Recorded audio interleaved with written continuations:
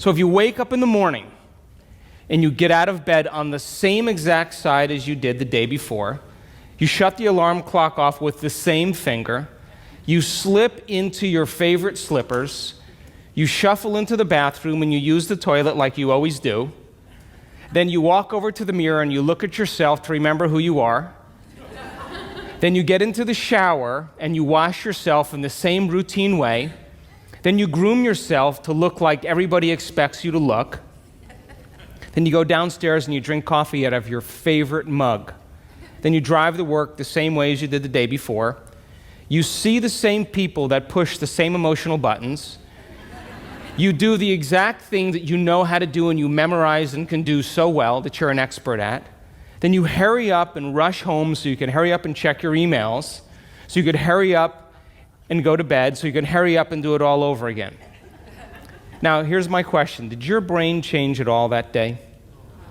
We could say that you were thinking the same thoughts, performing the same actions, that create the same experiences, that produce the same emotions, but secretly expecting something to change in your life. Would you agree? Yes. So then, as the environment turns on different circuits in your brain, you begin to think equal to your environment. As you see the same people and go to the same places and do the same things at the same time, it's the external environment that's turning on different circuits in your brain, causing you to think equal to everything that you know. And as long as you think equal to everything that's familiar or known to you, what do you keep creating more of? Same life. Now, the quantum law is still applying to you. You're just thinking equal to everything that you know, and you keep creating more of the same. To change, to truly change, is to think greater than your environment. And every great person in history knew this, whether it was William Wallace or Mahatma Gandhi or Martin Luther King or Queen Elizabeth I or Joan of Arc. They all had a vision. They all had an idea. Couldn't see it, couldn't smell it, couldn't taste it, couldn't feel it, but it was alive in their mind. It was so alive in their mind that they began to live as if that reality was actually happening now. So can you believe in a future that you can't see or experience with your senses yet, but you've thought about enough times in your mind that your brain is literally changed to look like the event has already happened? Neuroscience says it's absolutely possible. Now, your personality creates your personal reality. That's it. It's that simple. And your personality is made up of how you think, how you act, and how you feel. So the present personality who's sitting here today, you, has created the present personal reality called your life. Would you agree? Would you also agree then, if you wanted to create a new personal reality, that on a fundamental level you would have to change the thoughts that you are thinking, the behaviors and habits that you're demonstrating, and the emotions that you've memorized that's become part of your identity? And most people try to create a new personal reality as the same personality, and it never works. We have to become somebody else. So then, as you keep thinking the same thoughts, performing the same actions, and living by the same experiences that produce the same emotions, there's a principle in neuroscience that says nerve cells that fire together wire together. And if you keep repeating the same states of mind and body over and over again, your brain begins to fire in the same sequences, in the same patterns and same combinations. And whenever you make your brain work in a certain way, that's called mind. Mind is the brain in action. So as you remind yourself every day who you think you are, you're causing your brain to fire in the exact same ways. And as they fire and wire in the same patterns over time, the brain moves into a very finite signature, and that's called your personality. Now, that box in your brain isn't literally a box, but it's the most commonly wired, neurologically fired programs that run redundantly because we keep doing the same things over and over again. To change your mind, then, is to make the brain work in new sequences and new patterns and new combinations, to begin to make the brain work differently.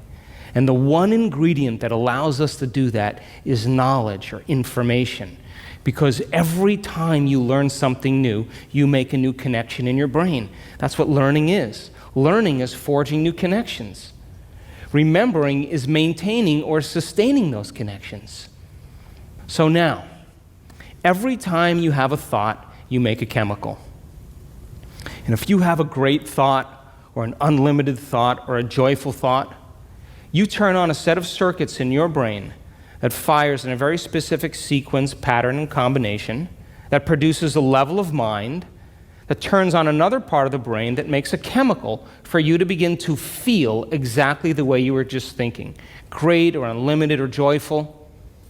Now, if you have a negative thought or an unhappy thought or a self-depreciating thought, you turn on a different set of circuits and a different combination, a different sequence, and a different pattern that produces a different level of mind. And the brain then begins to make a different batch of chemicals that signals the body for you to begin to feel exactly the way you were just thinking, negative or unhappy or unworthy. So the moment you begin to feel the way you think, because the brain is in constant communication with your body, you begin to think the way you feel, which makes more chemicals for you to feel the way you think. And then you think the way you feel, and then you feel the way you think, and then you think the way you feel. And some people do this for 20 or 30 or 40 years. Now, the redundancy of that cycle over time creates what I call a state of being. And a state of being is when your mind and body are working together, or your thoughts and feelings are aligned to a concept. So thoughts are the language of the brain, and feelings are the language of the body. And as people get caught in this cycle of thinking and feeling and feeling and thinking, over time, they condition their body to memorize that emotion as well as the conscious mind. And whenever the body knows as well as the mind, that's called a habit. A habit is when your body is the mind. Now, 95% of who you are by the time you're 35 years old is a set of memorized behaviors, a set of emotional reactions, beliefs, perceptions, attitudes that run just like a computer program. So 5% of your conscious mind begins to work against 95% of what you've memorized. So the person wants to think positively, but they're feeling negatively. They want to create their dream board, and put up their future life, but they feel unworthy. That's mind and body in opposition. We have to recondition the body to a new mind. So how many people here know someone who's memorized suffering? Doesn't have to be you, it could be anybody. And you say to that person, hey, did you read the book I gave you? What do they say? No. Did you see the DVD I gave you? Oh, no. Hey, listen, we're going to go out to dinner. We're going to go see some stand-up comedy. We're going to go for a walk along the water. You want to come? No. What are they saying? I'm insisting on this neurochemical order that no person, no thing, no experience can move us from it. And we have these three brains to allow us to move into a new state of being. And the quantum field, universal mind, whatever you want to call it, responds to who you're being. Not what you're thinking, not what you're feeling, but the combination of how you're thinking and how you're feeling, called a state of being. Now, most people wait for what? Crisis or trauma or disease or loss or diagnosis to really want to change. They wait to the point where the ego is brought to such a low level that they cannot go on business as usual any longer. That's when we begin to look at how we're thinking or what we believe or how we act or our attitude or what emotions we're living by. And my message is, why wait? We can learn and change in a state of pain and suffering, which tends to be the human model, or we can learn and change in a state of joy and inspiration. Now, you want to learn the hardest part about all of this? You ready? The hardest part of all of this, the hardest part of all of this is making the time to do it. That's it. That's it. Making time for your precious self.